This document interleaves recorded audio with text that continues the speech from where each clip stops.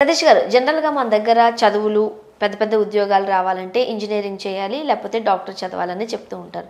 So అవే కాకుండా CEC తీసుకుని BCom చేసిన వాళ్ళు, ఎంకామ్ చేసిన వాళ్ళు, అలా నార్మల్ డిగ్రీస్ చేసిన వాళ్ళు కూడా ఉన్నారు. కంపేర్ చేసుకుంటే నార్మల్ డిగ్రీస్ చేసిన వాళ్ళకి అంత ఆపర్చునిటీస్ ఉండవా? కెరీర్ లేదా వాళ్ళకి? అంటే డిగ్రీకి కెరియర్ ఉందా అంటాం కంటేనండి, ఏ టైప్ ఆఫ్ డిగ్రీ కెరియర్ ఉంటుంది అనడం కంటే కూడా ఎక్కడ చదివి ఏ స్కిల్ తెచ్చుకోవడం అనేది ఇంపార్టెంట్ ఇక్కడ. ఇప్పుడు ఫర్ ఎగ్జాంపుల్ మనకి ఇంజనీరింగ్ స్టూడెంట్స్ 12 లక్షల మంది 13 లక్షల మంది ఉంటారండి సంవత్సరానికి. ఇంకా బీఏ బీకామ్ కానీ లేకపోతే ఎంఏ ఎంకామ్ ఇలాంటి వాళ్ళు అయితే ఆల్మోస్ట్ 25-30 లక్షల మంది ఉంటారండి. నేను చెప్పేది ఏంటంటే వీళ్ళ చదివిన కాలేజీలు ఏదైతే ఉన్నాయో, డిగ్రీ కాలేజెస్ కానీ ఇంకోటి కానీ ఏదైతే ఉన్నాయో, ఆ కాలేజీ నుంచి బయటకు వచ్చిన వాళ్ళకి స్కిల్ సెట్ ఉండదు. ఎందుకు ఉండదంటే ఆ కాలేజీ నేచర్ కానీ వాళ్ళు స్టాండర్డ్స్ కానీ ఇంకోటి కానీ టీచర్స్ కానీ ఇంకోటి కానీ స్కిల్ సెట్ ఉండదు. ఏ స్కిల్ సెట్ ఉంటుంది అంటే ఇప్పుడు కామర్స్ వాడు ఉన్నాడండి, వాడు బీఏ వాడు లేకపోతే బీకామ్ వాడు, వాళ్ళు ఏం చేస్తారంటే అందులో ఉన్న పుస్తకాలు ఉన్నది ఏదైతే చదువుతారో ఎగ్జామ్ ముందు చదవడం, వెళ్ళి ఆ పేపర్లు ఏదైతే ఉన్నాయో ఎగ్జామ్లో రాసేస్తూ ఉంటారు. ఈ డిగ్రీ చదివిన వ్యక్తికి ఆ స్కిల్ ఏది ఉండదండి. అంటే మీరు అనొచ్చు, మరి డిగ్రీస్కి అలా వాల్యూ లేదు, డిగ్రీస్ ఎందుకు పెట్టారు, ఇది స్కిల్ లేదు, ఉద్యోగం లేదు కదా అంటే అని పాయింట్ వస్తుంది. ఇప్పుడు ఇదే బీఏ హిస్టరీని కానీ, ఇదే బీఏ ఎకనామిక్స్ని కానీ లేకపోతే ఇంకో కోర్స్ని కానీ కొన్ని కాలేజీలో చదివారనుకోండి. ఫర్ ఎగ్జాంపుల్ ఏదో మీకు liberal arts college Delhi university ఉందండి, ఢిల్లీ స్కూల్ ఆఫ్ ఎకనామిక్స్, అక్కడ పోయి ఎకనామిక్స్ చదివారనుకోండి.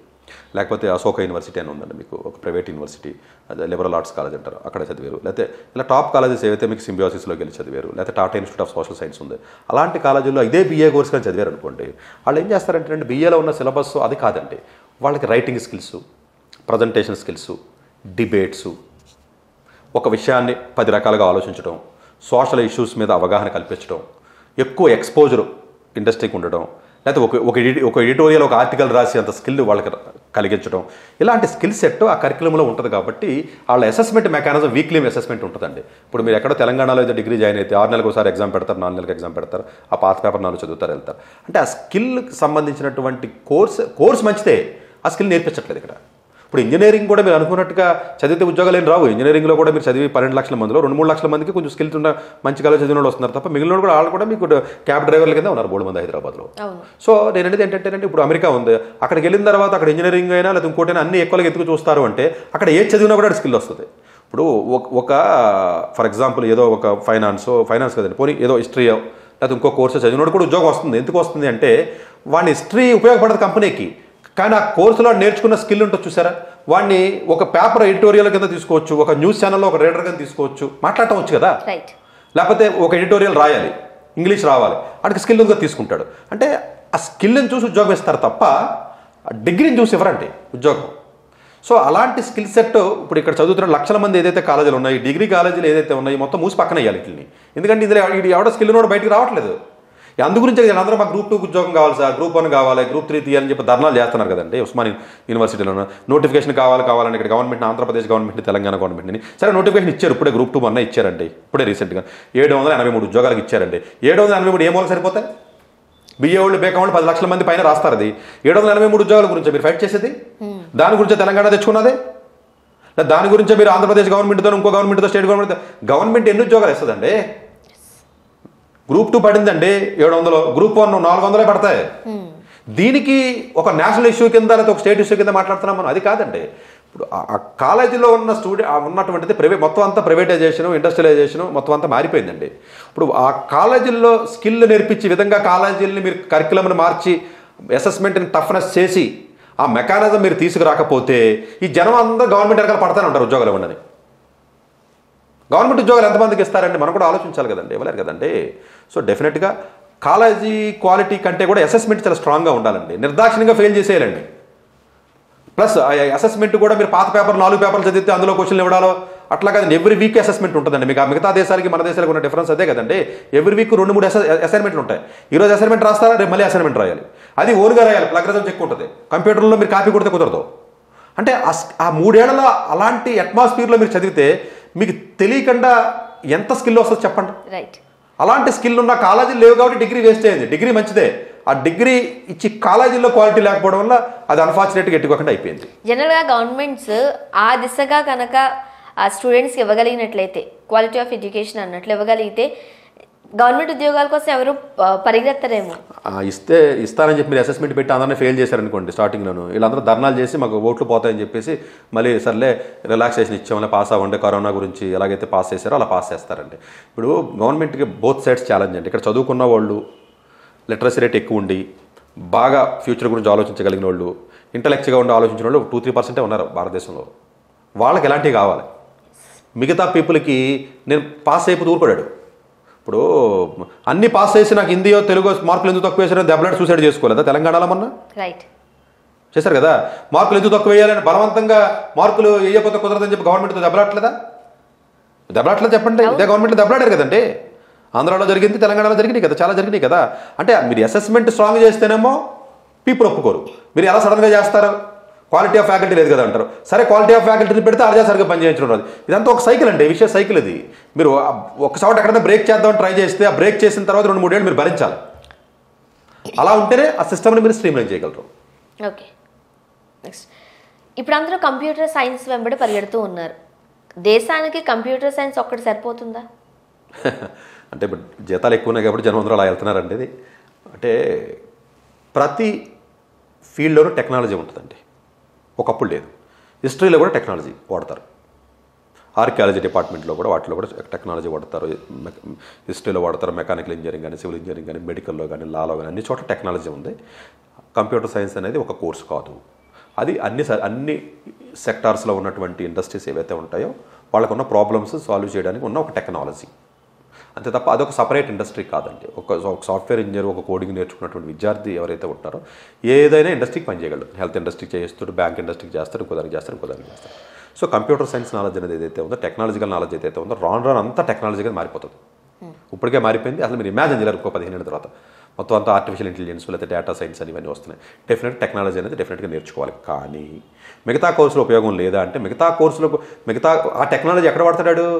ఇప్పుడు ఏదో పైథాన్ ప్రోగ్రామింగ్ నేర్చుకున్నాడు, లేదా ఇంకోటి ఏదో .NET నేర్చుకున్నాడు, ఇంకోటి ఏదో నేర్చుకున్నాడు అండి, లేదా ఆర్టిఫిషియల్ ఇంటెలిజెన్స్ నేర్చుకున్నది అది టెక్నాలజీ ఒక టూల్ అండి. దాన్ని వాడతా ఏదో ఇండస్ట్రీ మీద వాడాలి కదా. ఆ ఇండస్ట్రీస్ ఏరోనాటికల్ ఇంజనీరింగ్ అవ్వచ్చు, మెకానికల్ ఇంజనీరింగ్ అవ్వచ్చు, ఫిజిక్స్ అవ్వచ్చు, లేదా మెడికల్ అవ్వచ్చు, లా అవ్వచ్చు. బేసిక్ డిగ్రీ ఏదైతే ఉందో దీనికి వాల్యూ లేదని ఎట్లా అంటాం? ఇది వెళ్ళి ఎవరికి వాడతాడు? ఇప్పుడు బ్యాంకింగ్ సెక్టర్కి వాడాలండి సాఫ్ట్వేర్. బ్యాంకింగ్ నాలెడ్జ్ ఇది ఉండదు. ఇది ఏంటి? Only expert in the computer science. కోడింగ్లో ఎక్స్పర్ట్, బ్యాంకింగ్లో ఎక్స్పర్ట్ కాదు కదా. ఆ బ్యాంకింగ్లో ఎక్స్పర్టైజేషన్ కానీ మీరు చదివి ఉంటే ఈడోడి కలిసి ఆ ప్రాబ్లమ్ సాల్వ్ చేస్తారు.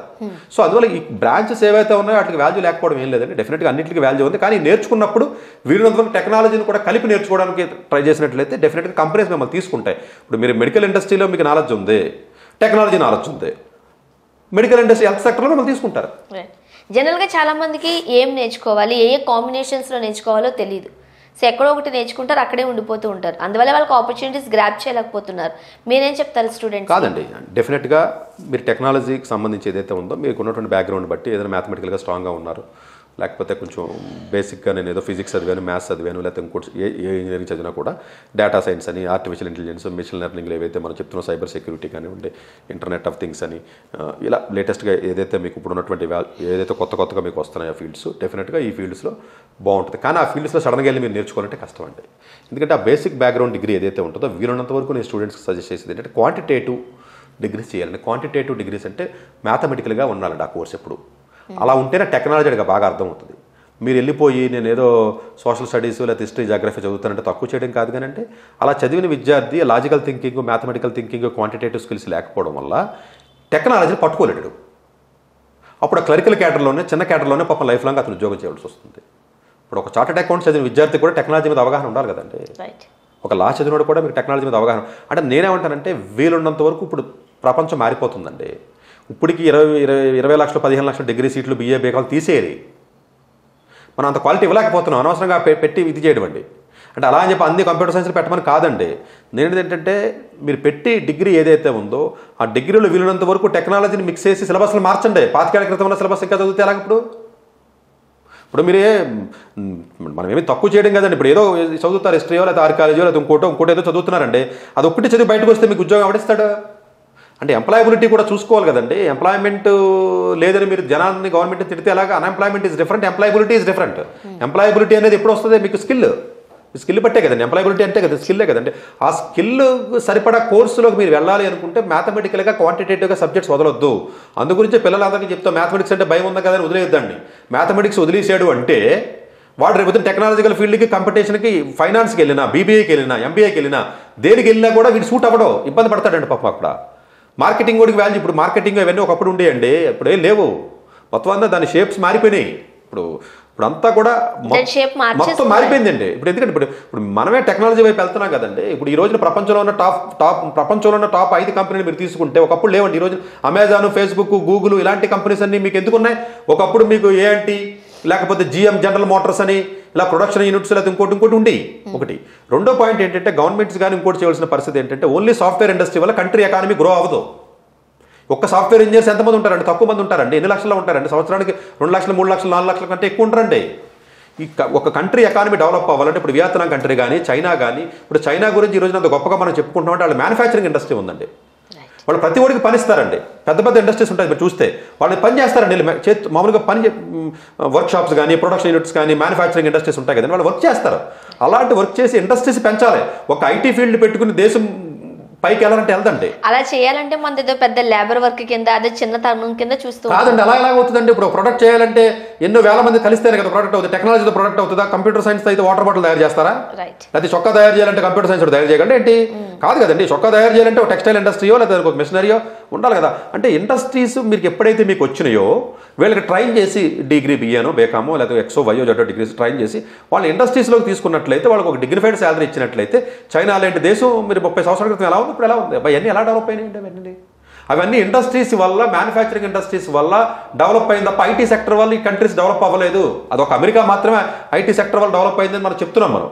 బట్ కాకపోతే అక్కడ ఉన్న పాపులేషన్ ఎంత సరిపోయింది వాళ్ళకి, అది వేరు. మన కంట్రీ పాపులేషన్ ఎక్కువ, యూత్ ఎక్కువ. ఎప్పటికి కూడా భారతదేశ ప్రపంచంలో యూత్ ఎక్కువ ఉన్నటువంటి చూసుకుంటే మన భారతదేశంలోనే యూత్ ఎక్కువ 2030-35కి.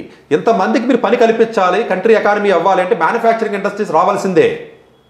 ఆ వచ్చిన ఇండస్ట్రీస్ మార్కెటింగ్ చేసి సత్తా కూడా గవర్నమెంట్కి ఉండాలి. మీరు ప్రొడక్షన్ తయారు చేస్తే ఉపయోగం ఉంది, అగ్రికల్చర్ ప్రొడక్ట్ అమ్మడం కూడా చేత కావాలి కదా. ఇండస్ట్రీస్ తయారు చేస్తే ఉపయోగం అంటే ఇండస్ట్రీస్ తయారు చేయడం రావాలి, ఎక్స్పోర్ట్ చేయడం రావాలి. అలాంటి మెకానిజం ఎప్పుడైతే వచ్చిందో లక్షల కోట్ల మందికి ఎవరైతే నిరుద్యోగులు ఉన్నారో వాళ్ళకి ఉపాధి అవకాశాలు వస్తాయి తప్ప నేను ఓన్లీ ఐటీ కోర్స్ నేర్పిస్తే ఉపాధి అవకాశం వస్తుందో తప్పండి. ఐటీ కోర్సు కొంతమంది నేర్చుకోగలరు, కొంతమందిగా స్కిల్ సెట్ ఉంటుంది, కొంతమందిగా బ్యాక్గ్రౌండ్ ఉంటుంది, కొంతమందిగా సూట్ అవుతుంది, కొంతమంది చేయగలరు. అందరికీ ఇవ్వలేరు ఉద్యోగాలు కూడా. ఉద్యోగం అని అంటే కేవలం గవర్నమెంట్ ఉద్యోగస్తులే కాదు కదా. అసలు గవర్నమెంట్ అసలు మీకు ఇంకా ఇండియాలోనే కల్చర్ ఉందంటే చాలా దేశాల్లో కల్చర్ పోయింది. ఇప్పటికే ప్రైవేటైజేషన్ అవుతుంది. సరే ప్రైవేటైజేషన్ నేను ఎంకరేజ్ చేస్తానని చెప్పి మీరు రాంగ్ అనుకోవద్దు. గవర్నమెంట్ నుంచి కూడా డెఫినెట్గా కొంతమంది రెస్పాన్సిబిలిటీగా, కొంత అకౌంటబిలిటీగా ఉండాలి. బట్ గవర్నమెంట్ అందరికీ అవకాశాలు కల్పించలేదు అన్న విషయాన్ని గుర్తించుకుని మన స్కిల్ని పెంచుకుంటూ డెఫినెట్గా మీకు ఒక ఐటీ ఫీల్డ్కి మీరు ఐటీ ఫీల్డ్కి వెళ్ళమని చెప్పండి. ఐటీ ఫీల్డ్ కూడా చాలా ఇబ్బందులు ఉన్నాయి, జాబులు పోతున్నాయి. ఇప్పుడు విపరీతమైన రెసెషన్ నడుస్తుంది. ఇప్పుడు ఈవెన్ గోల్డ్మెన్ సాక్స్లో కూడా మన 3 కోట్ల జీతం వాళ్ళని 780 మందిని తీసేశారండి ఒక్క బెంగళూరులోనే. రీసెంట్గా జరిగిన 1 వీక్ జరిగింది చెప్తున్నానండి. అమెజాన్లో తీసేస్తున్నారు, ట్విట్టర్లో కానీ, లేకపోతే అన్ని కంపెనీలో కూడా చాలా మంది జాబులు తీసేస్తారండి. అదే నేను అనేది ఏంటంటే మ్యానుఫ్యాక్చరింగ్ ఇండస్ట్రీలోకి దానికి సిగ్గుపడవలసిన అవసరం ఏం లేదండి. అది కూడా డిగ్నిఫైడ్గా ఉన్నటువంటి ఇండస్ట్రీసే. డెఫినెట్గా ఇండస్ట్రీస్ కూడా ఇంకా ఎక్కువ రావాలి. గవర్నమెంట్ పాలసీలు చాలా ఉన్నాయండి. స్మాల్ స్కేల్ ఇండస్ట్రీస్ అని, ఎంఎస్ఎంఈ అని పథకాలు ఉన్నాయండి. గవర్నమెంట్ కూడా డబ్బులు ఇస్తుంది, మీకు లోన్ ఇచ్చి ఇండస్ట్రీస్ పెట్టుకోమంటుంది. గవర్నమెంట్ ఎన్ని పథకాలు పెట్టినప్పటికీ కూడా ఆ పథకాల జనాలకు తెలియట్లేదు పాపం. తెలిస్తే వీళ్ళందరూ కూడా చక్కగా ముందుకు వచ్చి వాళ్ళే ఏదైనా ఇండస్ట్రీస్ పెట్టుకుని ముందుకు ఇండస్ట్రీస్ ద్వారానే మాత్రమే, ఎంటర్ప్రైనర్షిప్ ద్వారా మాత్రమే జనాలకు ఉపాధి అవకాశాలు కంట్రీ ముందుకెళ్తుంది తప్ప గవర్నమెంట్ జాబుల వల్ల, ఐటీ సెక్టర్ వల్ల కంట్రీ ముందుకెళ్ళడం అనేది జరుగుతుంది. అంటే పేరెంట్స్ మైండ్ సెట్లో, అలానే పిల్లల మైండ్ సెట్లో ఈ గవర్నమెంట్ ఉద్యోగం అయితేనే ఉద్యోగం, సెక్యూరిటీ జాబ్ అనేది బయటకు వస్తేనే కాదండి. సెక్యూరిటీ ఉందండి. మనిషి రేపు మీరు ఉంటారో నేను ఉంటానో తెలియదు, పోతాం కూడా తెలియదు. కాదండి, సెక్యూరిటీ అన్నది పాయింట్ అనేది అది కాదండి. లాజికల్గా ఆలోచించవలసింది అది కాదు. గవర్నమెంట్ జాబ్లో ఉన్న వాళ్ళు చాలా మంది ఇబ్బంది, అంత నా ప్రమోషన్ లేవు, లేకపోతే సరైన గ్రోత్ లేదు, నేను జాయిన్ అయిన ఇప్పుడు ఎలా ఉన్నాను, ఇప్పుడు కూడా అలాగే ఉన్నాను అని బాధపడే వాళ్ళు ఉంటారు. ప్రైవేట్ సెక్టర్లో ప్లస్లో మైనస్లు అన్ని చోట్ల ఉంటాయండి. బట్ గవర్నమెంట్ ఓవరాల్గా మనం అర్థం చేసుకోవాల్సింది ఏంటంటే, ఇప్పుడు ఆంధ్రప్రదేశ్ గవర్నమెంట్లో, తెలంగాణ గవర్నమెంట్లో 2-3 లక్షల మంది ఎంప్లాయీస్ ఉంటారు తెలుసా మీకు? మీరు 5 కోట్ల జనం ఉన్న రాష్ట్రంలో 2-3 లక్షల మంది ఎంప్లాయీస్ ఉన్నారండి. మరి ఏంటి మిగతా వాళ్ళ పరిస్థితి? ఒకటి సంపాదిస్తే 4 తింటారా? ఇప్పుడు మీరు చైనా కానీ, లేకపోతే ఏషియన్ కంట్రీస్, మలేషియా కానీ, లేకపోతే ఇంకో కంట్రీ కానీ, వియత్నాం కానీ, ఇండోనేషియా కానీ, లేకపోతే ఈవెన్ మీకు తైవాన్ కానీ, లేకపోతే ఈవెన్ సౌత్ కొరియా కానీ, ఇట్లా కంట్రీలోకి వెళ్ళండి, 4 ఉంటే 4 పని చేస్తారు ఇంట్లో. 8 years ఉన్న లేడీ కూడా మీకు ఏదో బయట 4 వాటర్ బాటిల్, 4 బిస్కెట్లు బయటలు పెట్టుకుని అమ్ముకుని బతుకుద్దండి. అవన్నీ ఇన్స్పిరేషన్. అంటే ఇప్పుడు అంతే తప్ప నేను గవర్నమెంట్ జాబ్స్ పడితే మీరు రాయండి, డెఫినెట్గా బాగా చదువుకుని రాయండి, వస్తే మంచిదే. అందరికీ రావు కదా. ఇప్పుడు గ్రూప్ 2 10 లక్షల మంది రాస్తే లేదా 5 లక్షల మంది రాశారు అంటే ఉన్న 1000 ఉద్యోగాలు ఎంతమందికి వస్తాయంటే డిస్కరేజ్ చేయడం కదా నా ఉద్దేశం. రాయమని చెప్తాను, కాదని నేను చెప్పను. కానీ డెఫినెట్గా మీరు స్కిల్ సెట్ని పెంచుకుని మీరు అదర్ సెక్టర్స్లోకి కానీ మీరు వెళ్ళినట్లయితే డెఫినెట్గా మీరు ఎవరికి స్కిల్ ఉంటే వాడు డెఫినెట్గా స్కిల్ లేదండి బయట మార్కెట్లో. మంచి ఇంజనీర్స్ కానీ మంచి పర్సన్స్ కానీ బయట అసలు మార్కెట్లో దొరకట్లేదని చాలామంది చెప్తున్నారు. మీకు స్కిల్ దొరకట్లేదని బయట అనట్లేదా? ఓ పక్క నుంచేమో ఉద్యోగాలేమో లేవు అంటారు, ఓ పక్క నుంచేమో సేమ్ ఇండస్ట్రీ స్కిల్ లేదంటున్నారు. మరి ఎక్కడ మ్యాచ్ అవుతుందండి? ఇది పెద్ద టాపిక్ కదా. దాని గురించి మాట్లాడాలంటే చాలాసేపు మాట్లాడచ్చు. అంటే మనమే చెప్తున్నాం ఉద్యోగాలు లేవని, కంట్రీ భారతదేశం మనమే చెప్తున్నాం ఏ ఇండస్ట్రీకి పనిచేసే మనుషులు దొరకట్లేదు.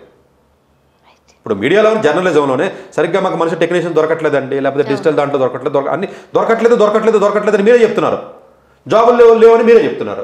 మరి ఎక్కడ మ్యాచ్ అవుతుంది అంటే ఆ గ్యాప్ని మరి ఫిల్ చేసే పరిస్థితిలో లేవండి. అంటే జనాల్లో కూడా మార్పు రావాలి, ఆ యాటిట్యూడ్లో మార్పు రావాలి, నేర్చుకోవాలన్న తప్పని రావాలి, స్కిల్ పెంచుకోవాలని తప్పని రావాలి.